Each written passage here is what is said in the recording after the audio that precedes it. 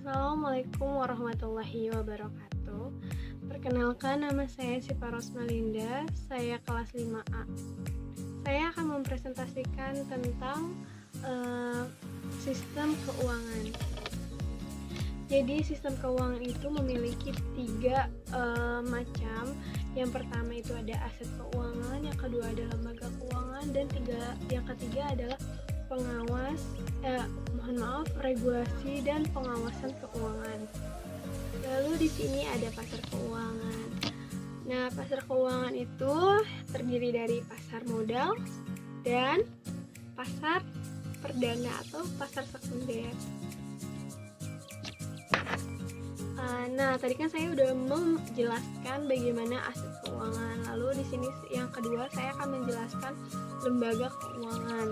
Nah, lembaga keuangan itu yang pertama ada perantara keuangan atau juga kita sering menggunakan ini.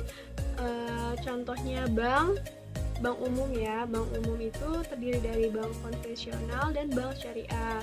Lalu juga ada yang non bank seperti pegadaian, koperasi, dana pensiun, reksadana, atau juga yang lainnya bisa dibilang perusahaan pembiayaan atau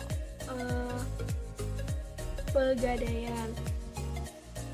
Lalu di sini yang kedua ada pasar keuangan. Pasar keuangan itu yang terdiri dari pasar modal dan pasar perdana. Nah, yang ketiga ini saya akan menjelaskan tentang regulasi dan pengawasan keuangan. Nah, yang pertama ini terdiri dari Bank Indonesia. Nah, Bank Indonesia itu bisa dibilang moneter dan lalu lintas pembayaran. Lalu yang kedua ada Otoritas Jasa Keuangan atau bisa dibilang OJK yang sering kita ketahui.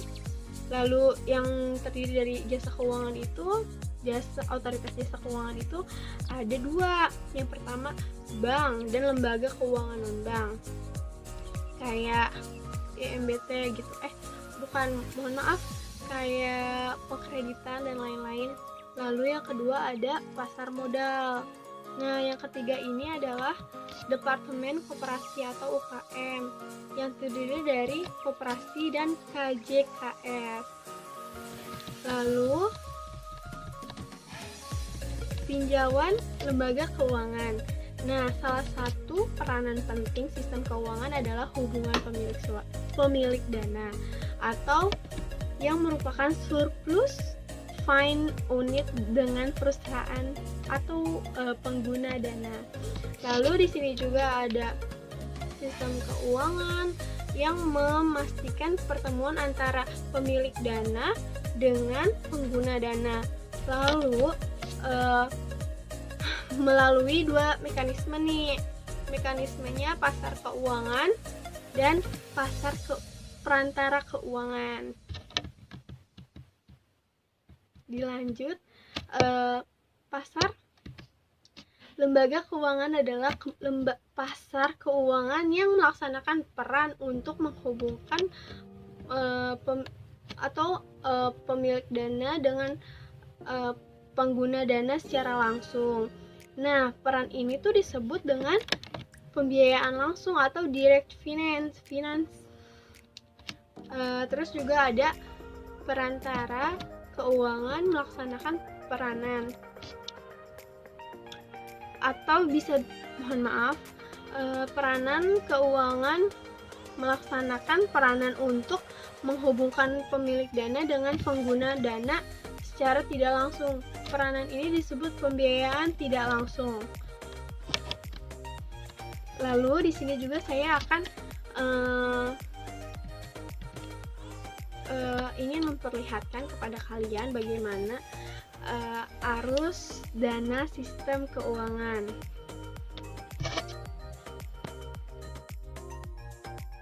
Nah, ini saya akan mengasih tahu gambaran arus dana sistem keuangan.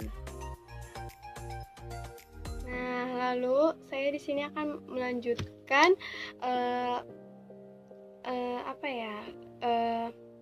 penjelasan dari lembaga keuangan. Nah, lembaga keuangan itu kondisi pasar keuangan tidak sepenuhnya dapat memenuhi kebutuhan keuangan masyarakat. Nah, yang sering kita alami itu kadang pertama kebutuhan produk keuangan jangka pendek dan produk keuangan dengan risiko rendah. Nah, lalu dibutuhkan lembaga keuangan untuk memenuhi kebutuhan tersebut, yaitu dengan adanya lembaga perantara keuangan.